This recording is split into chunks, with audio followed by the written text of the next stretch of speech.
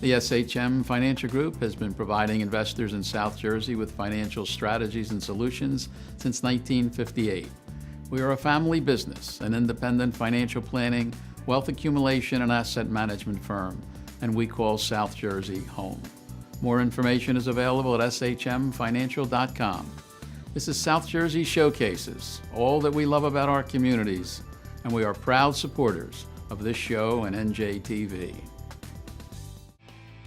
Funding for This is South Jersey is provided by Atlantic City Electric, investing in system improvements to meet the needs of a changing world. Over the last 5 years, Atlantic City Electric has replaced and upgraded transformers, poles, and wires in an effort to enhance reliability to their customers. Atlantic City Electric, energy for a changing world. This is South Jersey with Marianne Aleardi is a production of SJ Magazine. You may think you know New Jersey. You may think you know how we dress and how we talk, how we argue with our husbands and then get drunk on the boardwalk, but that's really not who we are. There's so much more to South Jersey. We have everything all in one place. We have museums, we have beaches, we have farms, we have great neighborhoods. There's so many reasons to live here and visit here, and we're going to show them all to you.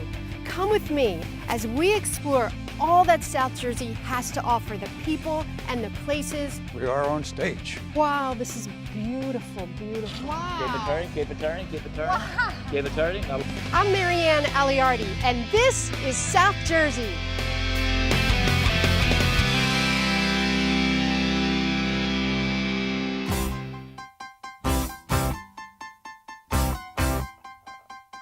One of the great spots I found in South Jersey is a place where you can bring your whole family. You walk inside these doors and you go back in time to a time when families stayed together, they hung out with each other, they enjoyed each other's company.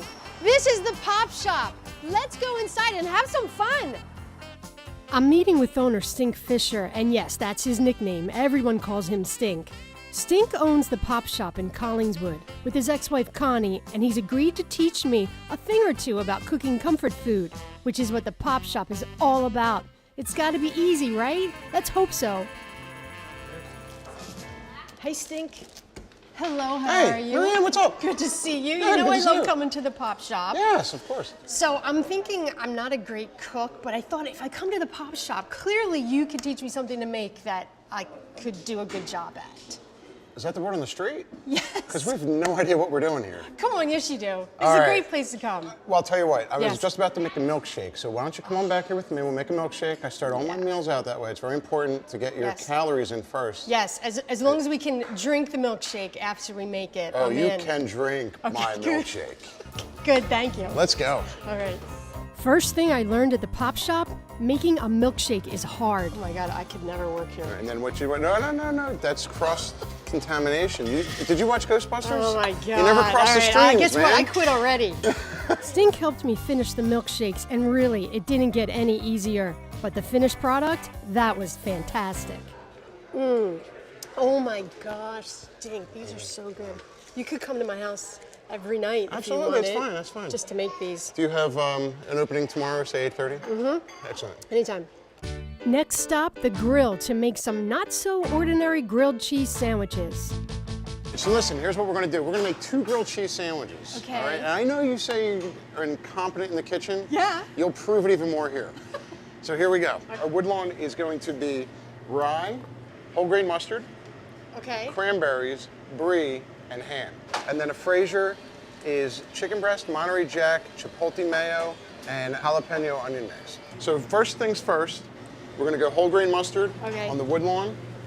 So what's the most popular grilled cheese here? Believe it or not, it's a Collings grilled cheese, which is just simple American cheese on white, which is Thank you. basically Yes. but that's what we grew up on. That's what Mom made for us when we came in from the cold. So Yeah, That's- I'm with those people. we got our chipotle mayo. Do people ever make suggestions on what to... We do, and we actually we sometimes go with the customer suggestions, and some Yeah. of them actually make the grade. And we actually have a couple on the menu right now that are in fact customer created. How fun is it to go into a restaurant and say like, "That's my sandwich"? Yeah. How do you get the cheese to melt the most? Ah, well, I'm going to show you my secret here, which you Okay. cannot tell. So we're going to turn Okay. The camera's off for Yes. this one, because this is dangerous if we start showing people what's going on here. Yeah. Stink is pretty proud of the Pop Shop's grilled cheeses. Over here. They have over yum. 30 different kinds. That looks good, I must say, Stink. Yeah, it's a good one. It's one of my faves. You know that secret about melting the cheese? I got it out of him. We dome the cheese and the bread.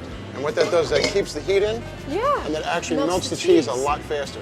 So that way your bread's not burning, your butter's not burning, and your cheese is melting a lot quicker. The Pop Shop's grilled cheeses are so famous, even Bobby Flay came to film a grilled cheese throwdown.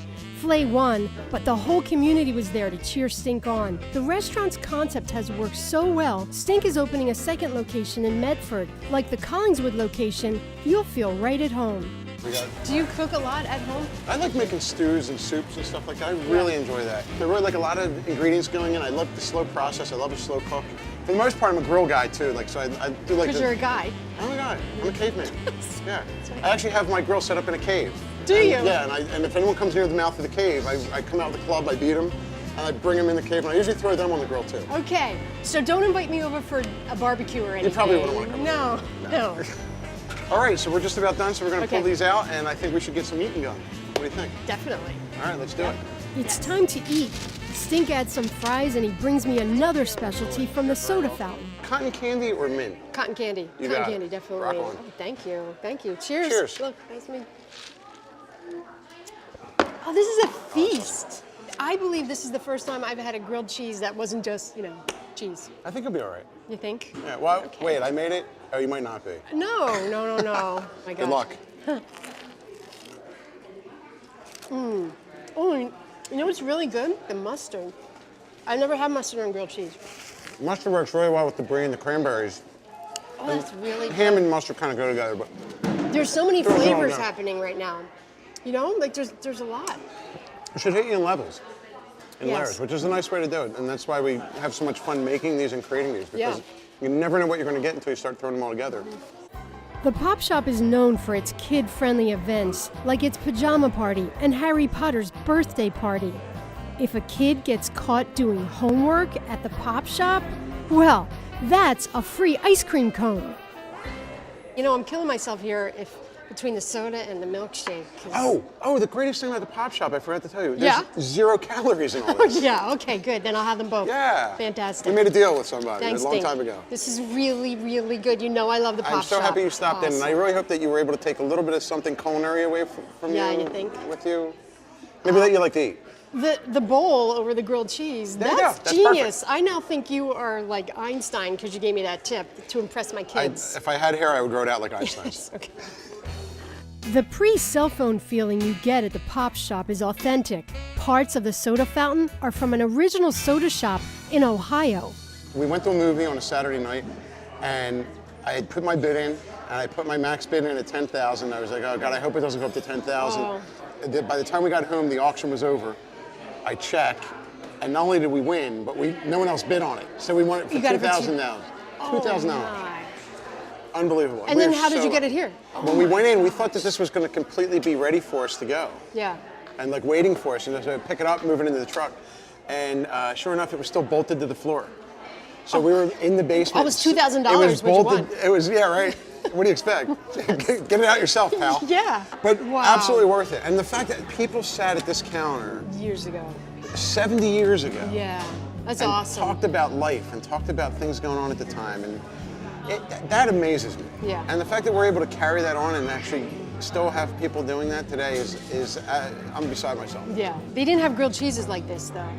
They had very wholesome food back then. Yes. I wish we could get back that in a way. Yes. Yeah, they didn't have the wood lawn and they didn't have the Fraser. No. And sad for them. So take that, 1940. There you go. It's always nice to take a minute, enjoy your family, and have great comfort food at the Pop Shop.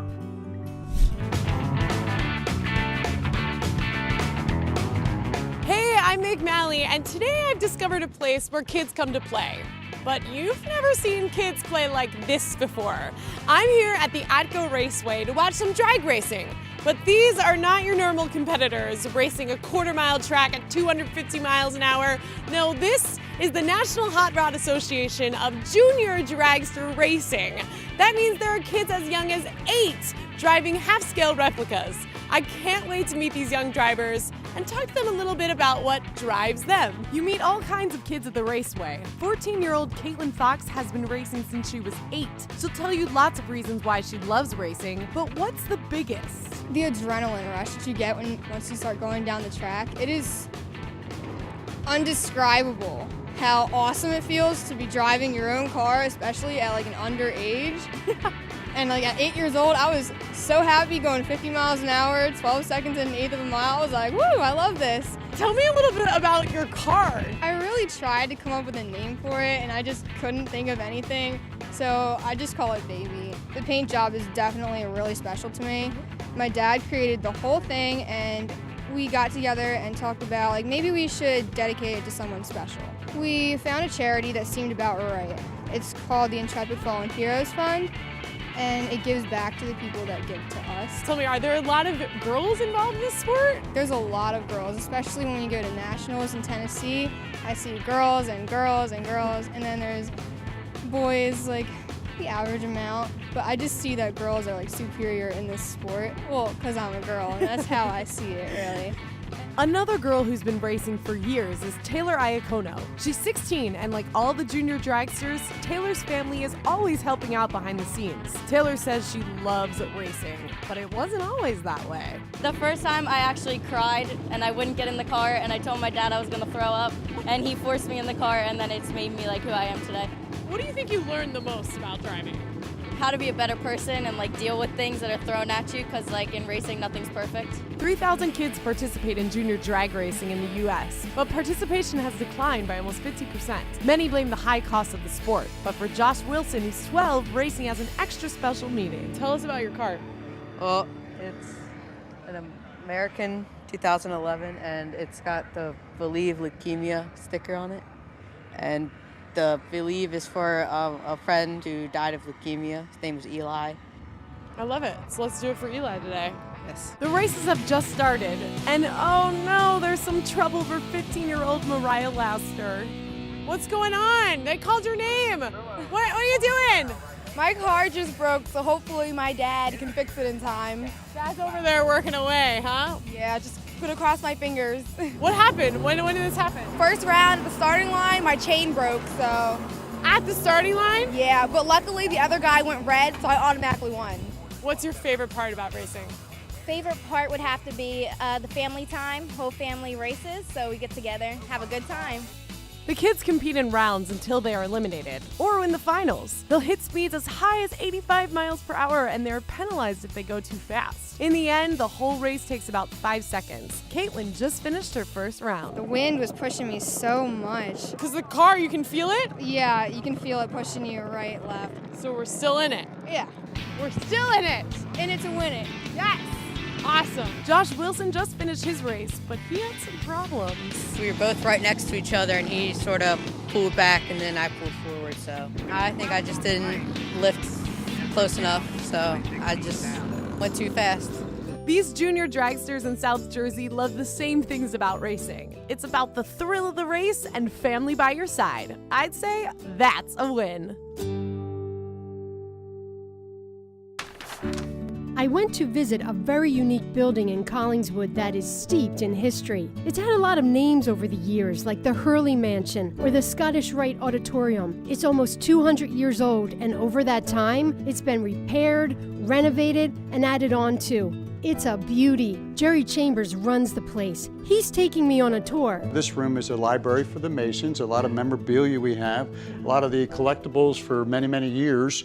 When they took over in 1931, this collection came about from God only knows how long ago and from where. Yeah, so how old is the building? The building is 1850. A lot of noted people, such as Mr. Collings, as in Collingswood, were involved with this process of building it. Who are the current owners? Well, current owner now is the Masons. Okay. The last family to live here was the Hurley family until 1930. Actually, Mr. Hurley died in 1928, and he's the interesting character that hangs around the ghost. Oh, yeah, he's the ghost. He's the ghost. Yeah, he likes to hang out here and just tantalize, we'll say. You know what I'm saying? Yeah. Doesn't cause trouble. I've yet to meet him, but a lot of people have met him. Really? And pretty interesting. What's from he what I do? He just comes and walks around and checks out what's going on. Every once in a while, you'll have a door close, a light go on. He'll just stand sometimes in certain doorways. This has been reported to me. I've never witnessed it. Really? But yes, the story goes because he was a devout Catholic. Yes. And actually 4th degree Knights of Columbus. Okay. And his wife, when he passed away, Sarah, sold this to the Masons. And the Masons and the Catholics weren't quite getting along so well at that time. So he just wants to see what's going on and why. in his house. Right. Oh, my. Exactly. So actually my office was his bedroom. Really? Yeah. So is he there a lot? He goes in and out. But Yeah. I guess usually when I'm there, he stays out. There you go. You know, That's good. That helps you work, I would exactly. think. Well, hopefully, yes, Yeah, as far yeah. as that goes. But it's quite interesting. What's your favorite part of the house? What do you think is the most Favorite beautiful part thing? of the house? The most beautiful thing, I think, is the staircase. Okay, Mm. it's got an incredible staircase, and the stairs just actually wrap. It's not quite a total, like a spiral, but it's a beautiful wrap that would probably cost, God only knows how much money to build today, if you could find somebody to construct that. And why did they build a theater? This is the headquarters of the South Jersey Order of the Scottish Rite Masons. Okay. So this is where I basically say where people who are involved with the men that are involved with Masons, okay, where they would get their master's degree or their doctorate degree. Okay. In a lot of the local towns, they have the York Rite, which we would get our bachelor's there. Mm-hmm. So they come here for your master's and your doctorate. And what they do is their teachings, you know what I'm saying, are like through biblical times, and they need the production of the theater to do this. Okay. And that's why the theater, and then obviously with below that is the ballroom. They built a ballroom? Yes, they built the ballroom, okay, for the social end of it. At one point, you know, it was just all men, Yes, but then eventually right. women were invited, you know what I'm saying, to come And it didn't as a look like social. this ballroom. No, it did not Yes. even close. I basically coined it to be a sanitary, like looking at a cafeteria that would be in a sanatorium. Like you And could that was film their Cooper's social Nest place. there. Yes. Yes. Okay. And I often wonder, like the walls were painted aquamarine, like what Mason Really? picked up aquamarine as the color? I'm sure they didn't call it aquamarine at that time. No, they probably called it just green. The building is filled with breathtaking stained glass windows. One window that sits on a breezeway between the mansion and the theater was saved and moved when a wall had to come down for expansion. We are on stage. Wow, this is beautiful. The theater isn't open in the summer because there is no air conditioning, but in the winter, you can see some pretty popular concerts. We've had Joan Baez, Michael McDonald, Kansas, Kenny Loggins, just to name a few. And then we also have a very active Collingswood Community Theater group, which performs here, which is great. How many seats are there? There's 1,015 fixed seats. When we have concerts, we add another 36 to the pit, so that gives us 1,051. That's really big. Yep, and there's This really is not a bad seat in the beautiful. house. So tell me, what is your relationship, the township's relationship with the ballroom and the theater? Well, I'm the lucky guy that's director of the Collingswood Foundation for the Arts. Our mayor, James MALEY, as well as the commissioner, Joan Leonard, and Lou Capelli at the time, forged a 50-year lease back in the year 2003 with the Masons who still own the property. Actually, they saved this beautiful facility from the wrecking ball. Oh, I can't imagine this being torn down. I couldn't either, and unfortunately, there were several Masons that thought that it would be the best thing to get rid of it. Really? But there was people like your Jim MALEY saying, let's make it happen, and we did. Thank God. Yeah, Because it's really beautiful. Even the windows are beautiful. Yeah. Stained and the glass. ceiling. And the seats are all original too. They're all made out of a high-grade velvet, and like I say, very comfortable seats. As far as that goes, it's tiered. Typically a theater, it's sloped. I didn't even notice that. So you really don't have any obstructions, you know, in front of you. So what's the upkeep like? Because it's old. Never ending. Unfortunately, it was neglected for a lot of years, so we're playing catch up. The maintenance is constant. I would imagine as far as the number of people in my tenure here, probably in excess of 500,000. So how often are you here? I'm here a lot, you know, as far as that goes, because this place, it could be 7 days a week. We want to keep it going. It just moves right along beautifully. Some of the comments from people, performers, like we just recently had Michael McDonald, and he said to me that it was his pleasure to play in such a sweet venue. I also had Mr. David Crosby one night sitting down in the dressing room say to me in his raspy voice, Jerry, this is the coolest place I've ever played. Really? And I said, can I have that as a tagline? So I went through his legal and we have that. Wow. So it really makes it all worthwhile when you hear that and people respond to it. It's a very intimate theater where your performer's connecting to the audience and vice versa. The township and the Masons have been working for years to keep this historical building alive. It's a major undertaking, but the results have been simply spectacular.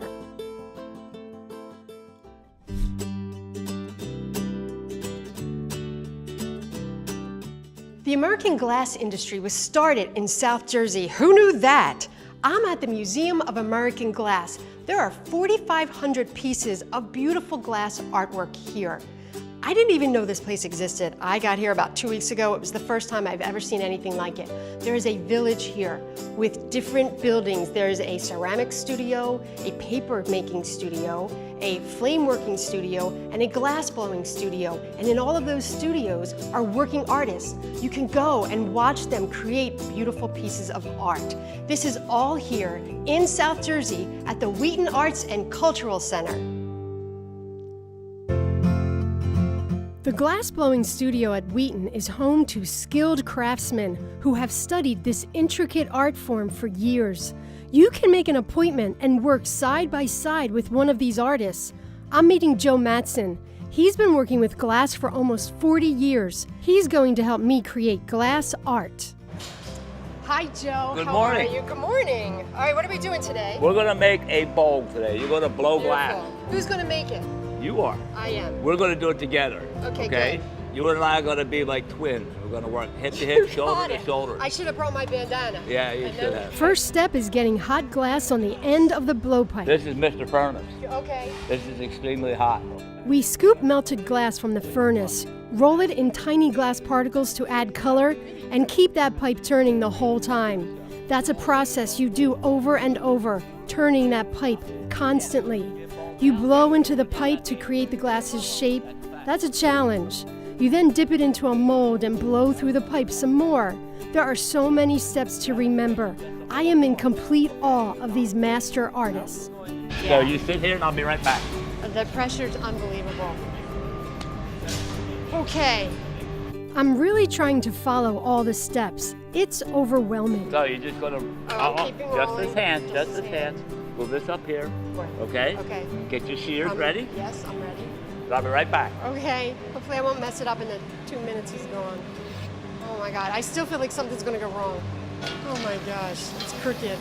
Joe keeps us moving and I break off the top of the glass. Cool. So come with me. Put the pile down. That was like a magic trick. Things now are going really well.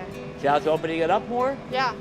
We do a little more shaping, and this time, the trip to the furnace gives us something incredible.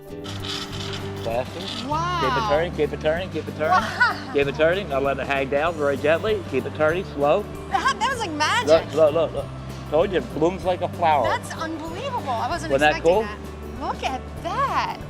Awesome. There it is. Now we have to place it into an oven. Of course we do. Okay? Yes. So we have to go to the back of the studio, hot back oven. here. Yeah. Just one more step to remember. Everywhere you go at Wheaton, you'll find beautiful art. You'll even see glass particles in the ground. At the paper studio, Sherelle Oriolo takes pages from books and turns them into jewelry. It's very delicate work. One of my favorite books is Catcher in the Rye, and she made earrings for me. Her work is beautiful. In the bead-making studio, you can learn and try yourself to make glass beads. Chris Kaufman is teaching me. This is stainless steel mandrel. What we call a mandrel, it's a welder's rod, comes in 4-foot lengths, and we cut it so it fits in our kiln. Of course, the first time I tried, I burned right through my bead and it melted away. I started with glass and ended with nothing. Chris just gave me another piece of glass and had me try again. Now see, it's an all learning experience. Everybody does it. And sometimes you actually Thank you for burn saying through that. the stainless steel. Yes. And drip that all over your counter. This time, I kept a steady hand, stayed focused, and was quite impressed when I made what I think is a beautiful glass bead. Beautiful. I can't, no, really, for me, that's incredible. What? Many talented artists make beautiful pieces of art and jewelry here. It's definitely worth trying. There's your bead. There's here. my bead. This may look tiny to you, but I must say, I'm pretty impressed with it. I made a side trip to the pottery studio where I watched artists produce amazing clay pottery in minutes. They made it look so easy. What really surprised me is there's no waste. The clay arrives in raw form. And any scraps that fall from the pottery wheel are recycled into tubs like these. Once settled, a machine forms the clay into fresh blocks, and the process starts all over. After my day of creating art, I definitely have a greater appreciation for the process. A trip to WheatonArts and Cultural Center, and you'll see art like you've never seen it before.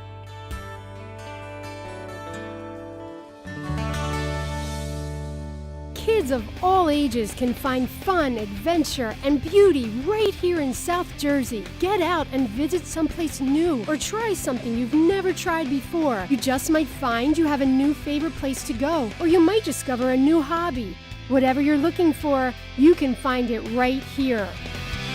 This is South Jersey.